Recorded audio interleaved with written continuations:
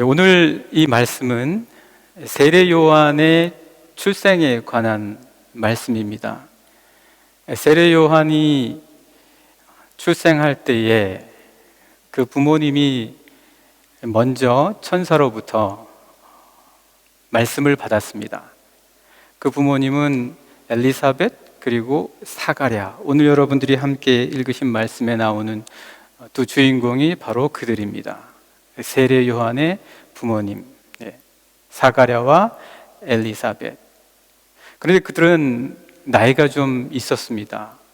그래서 자녀를 낳을 것이라는 소망은 있었지만 이미 적정한 때가 지나갔다라고 해서 어떤 특별한 기대를 품고 있지 않았었던 것 같습니다. 그래서 주의 천사가 나타나서 사가랴에게, 그가 성전에서 섬기고 있을 때 너에게 엘리사벳이 아기를 낳아줄 것이다, 그리고 그 이름을 요한이라고 하라, 이렇게 얘기했을 때 사가랴는 도무지 믿겨지지가 않는 거예요. 저희가 나이가 많은데 어떻게 아기를 낳을 수 있겠습니까? 그래서 그때 천사 가브리엘이죠. 가브리엘이 너가 믿지 않았기 때문에 이 모든 일들이 이룰 때까지, 이 아기가 무사히 태어나고 그리고 요한이라 불릴 때까지 너는 말을 못하게 될 것이다, 그렇게 말씀을 남깁니다. 그리고 나서 오늘 본문의 말씀을 보시면 이제 아이가 날 기한이 다 찬 겁니다. 아이가 날 기한이 다 찼으니까 9달에서 10달 정도 됐겠죠. 그러니까 사가랴는 한마디로 9달 내지 10달을 말을 못한 채 지낸 셈이었습니다. 말을 못하고 9달이나 10달을 기다리고 있었다. 그런데 유대인들은 특별히 난지 8일 만에 할례를 행하잖아요. 그래서 이제 8일이 되어서 친족들이 와서 할례를 행하면서 이 아기의 이름을 지어주려고 하는 그런 때다라는 거죠. 그래서 거기에 대한 말씀이 오늘 여러분들이 함께 읽으신 57절, 58절 이렇게 나와 있습니다. 함께 우리 같이 읽어보실까요? 본문 누가복음 1장 57절, 58절의 말씀을 같이 읽겠습니다. 시작.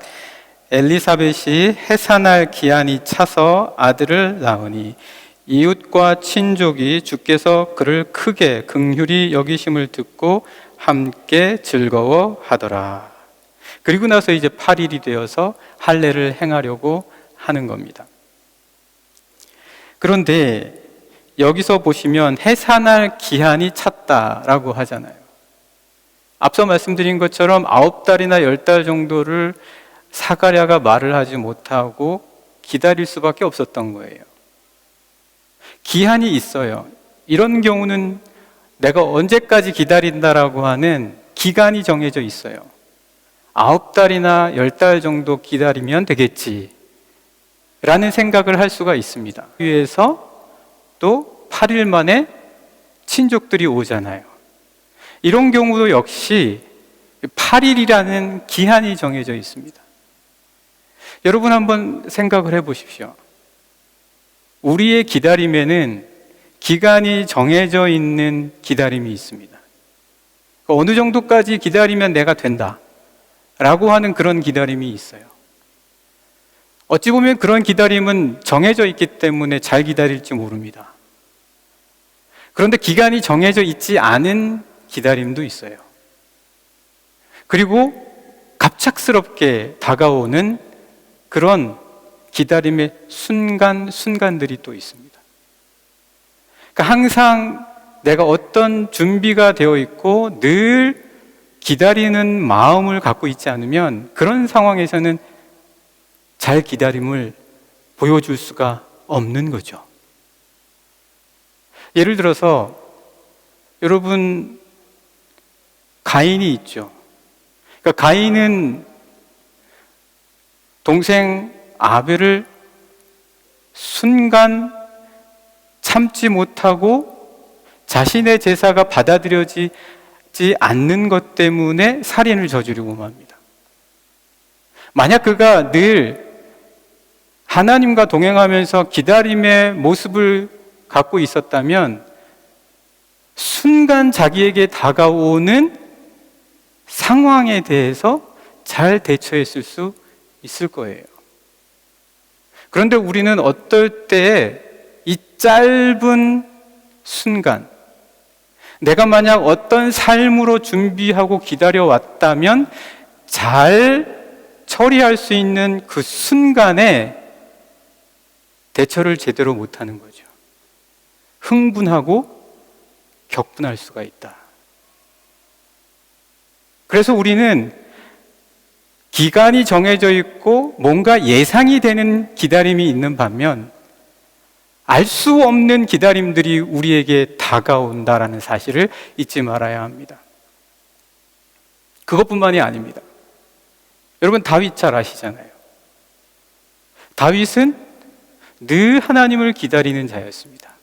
하나님께서 자신의 삶에 들어오셔서 자신을 다스려 주시고 자신을 인도해 주시기를 바랬어요. 그런데 그가 모든 것이 평안해졌을 때 성전 지붕 옥상에 올라가서 한 여인이 목욕을 하고 있는 모습을 보았을 때 그때 그 순간 그 상황을 제대로 처리하지 못하고 흐트러지는 거예요. 언제 우리에게 이런 상황들이 올지 모릅니다. 그래서 여러분들은 항상 우리가 늘 기다림을 준비하고 있을 수 있어야 된다. 그런데 어떻게 보면 우리가 알 수 없는 기다림, 언제 다가올지 모르는 이런 기다림은 오히려 길다기보다는 짧은 순간들일 수 있어요. 하지만 그 순간이 긴 시간의 기다림보다 매우 중요할 수 있습니다. 그래서 나중에 후회할 때가 있어요. 그때 그 순간에 내가 그러지 말걸. 내가 그때를 잘 참았어야 되는데. 그 순간이지만 그 순간이 나중에 모든 삶을 쥐고 흔들 수가 있다는 거예요. 그래서 우리는 어떤 일정한 예측 가능한 시간을 기다리는 것도 중요하지만 알 수 없이 다가오는 모든 것에 대한 준비의 기다림도 역시 잘 할 수 있어야 된다는 거예요. 어찌 보면 이런 순간의 기다림은 우리의 영혼과도 관련이 있습니다. 이후의 모든 삶과도 관련이 있다는 거죠. 그래서 여러분들의 삶에서 순간순간 내가 주님을 기다리는 그리스도인으로서의 삶의 준비가 흔들리지 않도록 항상 잘 준비하고 기다릴 수 있어야지 된다. 꼭 기억하십시오. 항상 알 수 있는 것만 우리에게 다가오지 않습니다. 어느 순간 나를 찾아오는 여러 격분시키는 상황과 유혹시키는 상황들이 나에게 분명히 있다. 그런 상황에서도 내가 잘 기다리고 준비된 자처럼 그 상황을 감당해낼 수 있는 자로서 예비되어져 있는 것인가? 제가 신학교에 처음 들어가자마자 참 인상 깊은 책을 수업 시간에 소개를 받아서 교수님이 사라고 한 책이 있습니다. 크리스투스 und die Zeit라는 책입니다. 그리스도와 시간이라는 책이죠. 이 책의 저자는 오스카 쿨만입니다. 이 오스카 쿨만은 여기 에반겔리시에 교단 소속의 목사였습니다. 그분이 여러분 여기서 가깝죠. 슈트라스부르크에서 태어났습니다. 그리고 이제 그분이 또 거기에 묻히셨죠. 그분이 이 책을 지으면서 우리에게 전해준 아주 중요한 것 중에 하나가 우리 하나님의 시간은 not yet, 아직 오지 않았지만 already, 이미 오셨다. 하나님의 시간은 not yet, 아직 오지 않았지만, 하나님의 때와 그 하나님의 나라가 우리에게 아직 오지는 않았지만 already, 이미 오셨다. 이 말은 무슨 말입니까? 하나님께서 지금 우리 가운데 역사하고 계신다는 거예요. 그 역사가 멈추지 않았다는 거예요. 창세기 1장의 창조의 역사, 그 순간 하나님이 하시는 모든 일이 완결돼서 끝난 게 아니라 지금 이 시간에도 하나님의 때를 우리는 기다려야 할 충분한 이유가 있다라는 거예요. 그런데 우리가 나서서 너무 우리의 방식과 우리의 생각과 우리의 주관대로 마치 하나님의 시간은 다 끝났고 내가 모든 걸 할 수 있을 것처럼 하면 하나님의 다가올 시간에 대한 준비가 아닌 내 자신의 준비가 될 수 있다라는 거죠. 오늘 말씀을 보시면 아까 이야기 드린 것처럼 해산할 기한은 정해져 있어요. 9달이나 10달 기다리는 거예요. 그렇게 기다리면 됩니다. 그 다음에 우리가 기다렸던 바가 이루어져요. 할례도 8일을 기다리면 되는 거예요. 그런데 중요한 것, 이 사가랴의 입이 풀리기 위해서는 요한이라고 이 아이의 이름이 지어져야 되는 거예요. 이제 그날이 다가왔어요. 8일째가 됐으니까. 유대인의 전례를 따르자면 8일째 할례할 당시에 친족들이 다 와서 이 아이의 이름을 아버지의 이름을 따라서 짓는 게 전례다. 그러면 당연히 이 아이가 요한이라고 이름이 지어지겠습니까?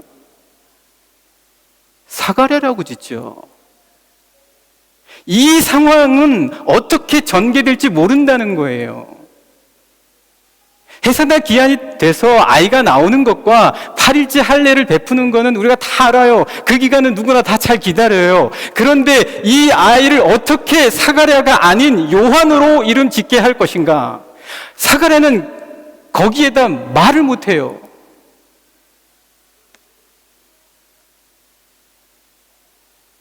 오늘 우리가 이런 상황에 처한다면 어떻게 되겠습니까? 내가 내 입이 열리기 위해서는 해야 될 분명한 목표가 있는데 그것을 지금 내가 할 수 없다면, 그러면 그것을 이루기 위해서 뭔가라도 하려고 하지 않습니까?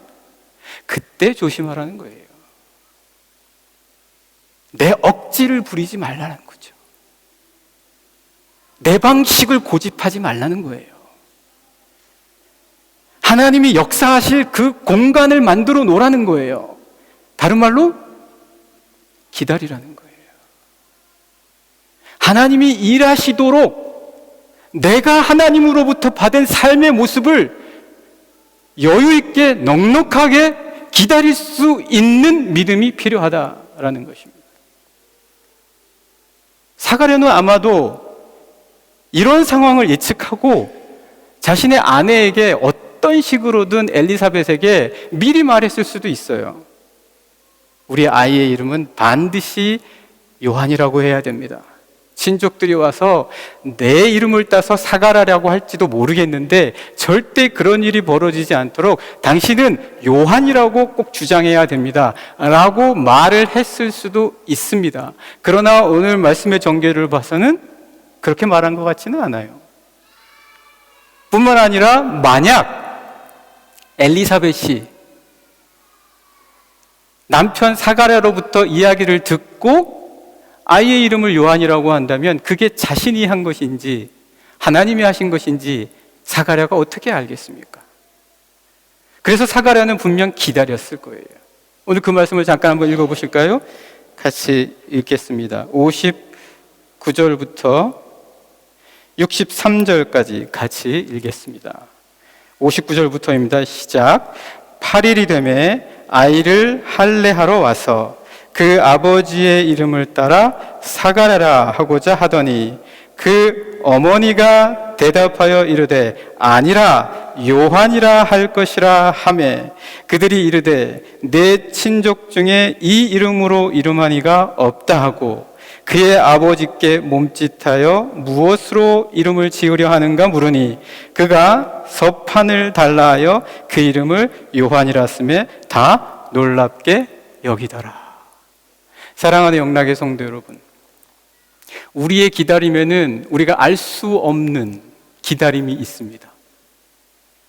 우리가 무언가 해야 된다라고 생각해서 뭔가 여지를 만들어 보려고도 할 수도 있겠지만, 그 시간의 기다림 속에서는 하나님이 역사하셔야 될, 하나님을 기다려야지만 하는 그런 기다림이 분명히 있다라는 거예요. 그때 우리는 과연 기다리냐? 아니면 내 억지로, 나의 안달남 때문에, 나의 조바심 때문에 내가 하느냐? 그렇다고 해서 여러분, 우리가 하나님을 기다린다는 것이 아무것도 안 한다라는 것이 아니죠. 하나님이 나에게 주신 말씀대로 살아가는 거예요. 우리 사랑하는 영락의 모든 성도님들, 우리에게는 이런 기다림이 있습니다. 두 종류의 기다림이 있습니다. 뭔가 다 알 수 있고 예측할 수 있는 기다림이 있는 반면, 우리가 전혀 알 수 없는, 어찌 될지 모르는 그런 기다림들이 있어요. 과연 여러분들은 그런 기다림에서도 믿음을 따라 잘 기다릴 수 있겠습니까? 여러분의 입이 열릴 수 있도록 하나님이 창조하시는 그 역사의 힘이 나의 이 기다림 속에서 들어와 일하시도록 과연 여러분들은 기다릴 수 있겠습니까? 아니면 조바심이 나서 못 기다리겠습니까? 저는 조바심이 많아요. 저는 굉장히 잘 못 기다립니다. 그래서 뭔가 안 되면 제가 막 하려고 해요. 그러지 말라는 거예요. 나의 생각과 판단이 아니라 하나님께서 역사하실 창조의 시간을 기다려라. 우리 영락의 모든 성도님들께서는 이와 같은 사가랴의 기다림을 기다리실 수 있는 우리 영락의 모든 성도님들이 되시기를 간절히 축복합니다. 여러분, 우리가 무언가를 한다고 해서 잘 될 때보다는 그때 이렇게 하지 말았어야 했을 텐데 라는 시간들이 더 많아요. 이런 시간을 일컬어서 이 오스카 쿨만은 뭐라고 합니까? 아주 짧은 순간이지만 우리의 영혼을 결정짓는, 그리고 그 이후의 모든 시간을 결정짓는 카이로스다. 카이로스다. 시간에는 두 가지가 있다라고 하잖아요. 크로노스가 있고 카이로스가 있다. 크로노스는 물리적인 객관적인 시간이죠. 그러나 카이로스는 주관적이면서도 하나님이 창조하시는 시간입니다. 짧지만 내 이후의 삶을 결정지을 수 있는 굉장히 중요한 시간일 가능성이 매우 높다. 이런 시간들 속에서 여러분들 믿음의 삶으로 든든히 잘 기다리실 수 있는 분들이 되실 줄 분명 믿습니다. 그러면은 과연 내 삶이 좋겠습니까? 그러면은 정말 조바심 없이 살아갈 수 있겠습니까? 어떻게 그런 기다림을 기다릴 수 있겠습니까? 이런 의문점들이 생길 수 있습니다. 내가 뭐라도 해야 되지 않겠습니까? 내가 적극적으로 나서서 내 시간을 지키고 방어하고 내가 원래 하려고 했던 것들, 그리고 내가 기대했던 바를 이루기 위해서 뭔가 화끈하게 해야 되지 않겠습니까? 그래야 마음이라도 편하죠. 그래야 내가 좀 속 편하게 두 다리 뻗고 자겠지요 라고 생각할지도 모르겠습니다. 그러나 여러분, 오늘 이 사가랴가 그렇게 기다리고 난 이후에 그들의 삶의 모습들을 한번 보십시오. 하나님의 때를 기다린다라는 것, 그것이 도대체 무엇을 의미하는 것이냐? 아무것도 안 하고 그저 가만히 하나님이 뭔가를 해주시기를 바라는 것이냐? 오늘 말씀 64절에서 66절까지 같이 읽겠습니다. 같이 한번 보실까요? 64절에서 66절입니다. 같이 읽겠습니다. 시작.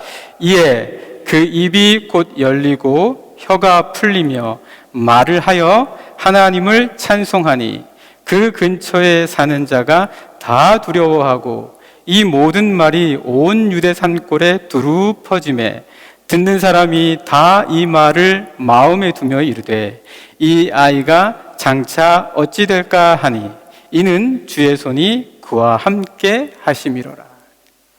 여러분, 사가랴가 내가 쓸데없이 말 못하는 기간이 9달이나 10달이나 되었다라고 생각하면서 그 시간이 참 못마땅하다라고 여겼겠습니까?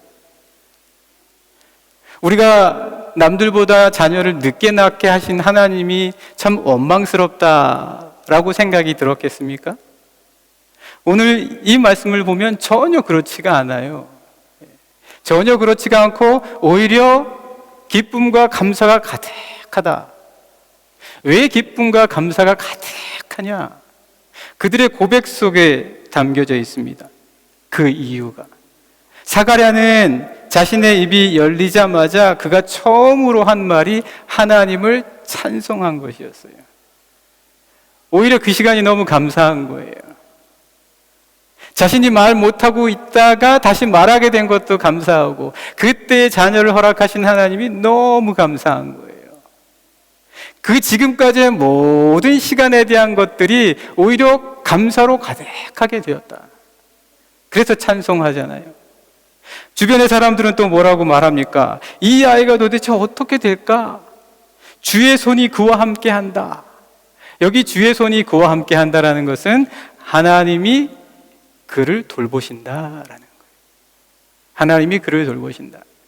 그러니까 이들이 기뻐하고 감사할 수 있었던 이유, 비록 그들이 특별히 사가랴는 9달이나 10달 동안 말도 못하고 자녀를 늦게 생산한 것만 해도 속상할 텐데도 불구하고 이렇게 놀라운 기쁨으로 가득할 수 있었던 것은 주님이 돌보시고 계신다라는 것을 알았기 때문입니다. 그러면 어느 때인지 모르게 다가올 수 있는 시간들을 잘 기다릴 수 있다는 거예요. 이걸 알면. 다른 말로 하면 여러분들 언제인가 어느 순간인가 나에게 닥쳐올 모든 일들을 겪을 때 꼭 이렇게 생각하고 기도하시라는 거예요. 어떻게 생각하고 기도하라냐면, 하나님, 주님이 돌봐주실 줄 분명 믿습니다. 주님이 돌봐주실 줄 분명 믿습니다. 이것이 아무것도 아닌 것 같지요. 그렇게 말하는 게 뭐가 대단한 겁니까? 라고 생각할지 모릅니다.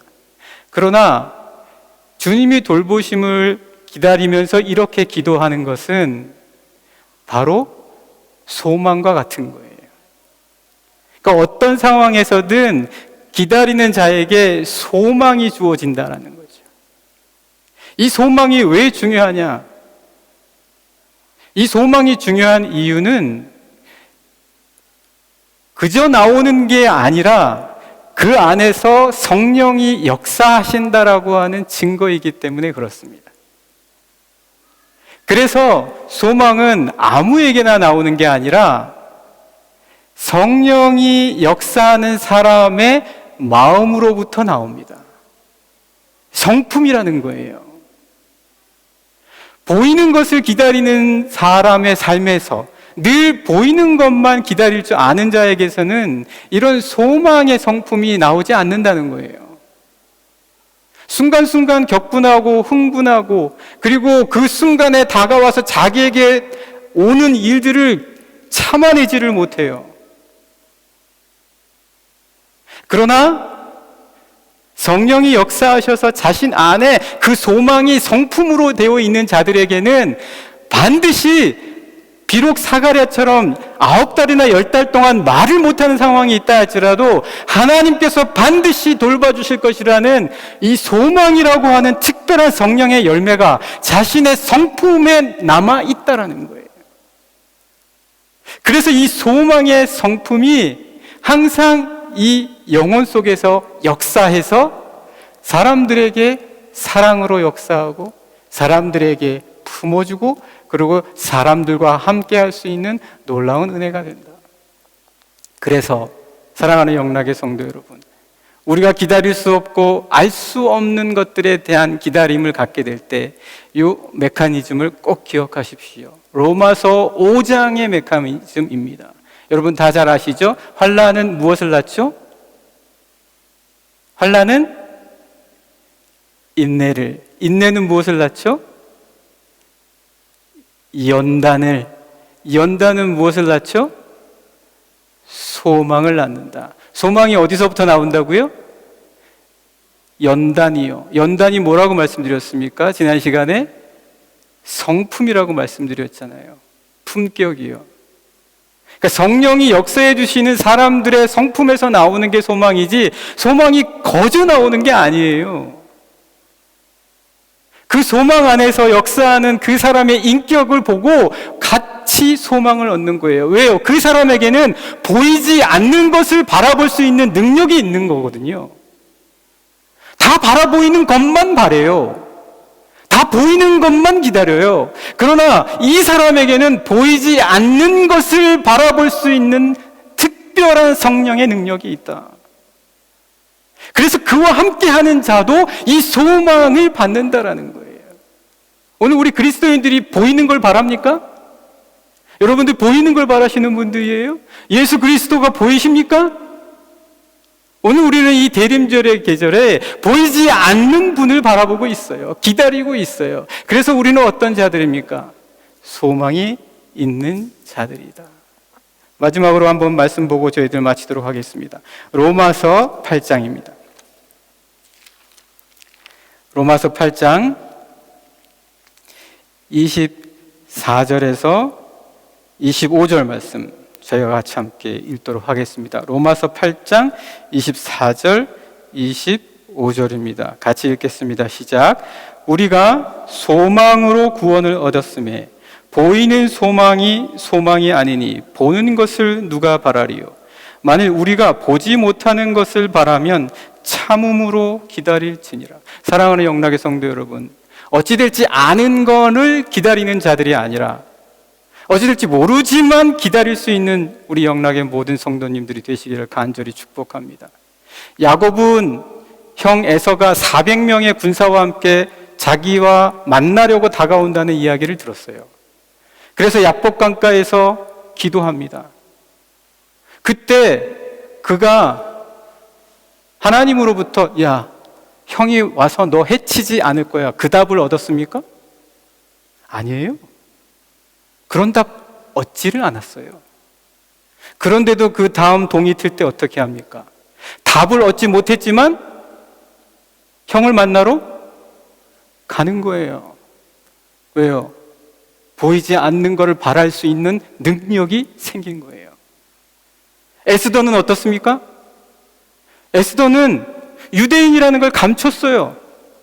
감추고 살았어요. 왕비가 됐는데도. 그런데 하만에 의해서 자기의 모든 동족이 죽게 되었을 때 자기의 삼촌 모르드게가 와서 내가 왕후가 된 것이 이때를 위함이 아닌지 누가 아느냐라고 이야기할 때 어떻게 했습니까? 내가 죽으면 죽으리라. 자기가 원하는 답을 얻을 줄 알고 갔습니까? 모르고 갔어요. 그런데 어떻게 갑니까? 보이지 않는 것을 바랄 수 있는 능력이 그에게 생긴 거예요. 여러분, 보이는 것만 바라지 말자고요. 정해진 것만 기다릴 수 있는 자가 되지 말자고요. 정해져 있지 않고 보이지 않아도 바라볼 수 있는 것, 그러한 자들이 될 수 있기 위하여 성령이 내 성품 안에서 역사하고 그 성품이 나로 하여금 소망의 사람으로 변화시키는 것. 여러분들 소망의 사람이십니까? 맞습니까? 옆에 분들 바라보시면서 당신은 소망의 사람입니다. 한번 이야기해 주십시오. 소망의 사람입니다. 소망을 품으십시오. 이 대림절의 기간 소망을 품는 우리 영락의 모든 성도님들 되시기를 간절히 축복합니다. 그때 우리는 순간의 삶에 어떤 일이 벌어질지라도 그것이 영원으로 이어지는 모든 것들 속에서 담대하게 소망을 품고 여러분들의 기다림을 보일 수 있는 자들이 분명 될 줄 믿습니다.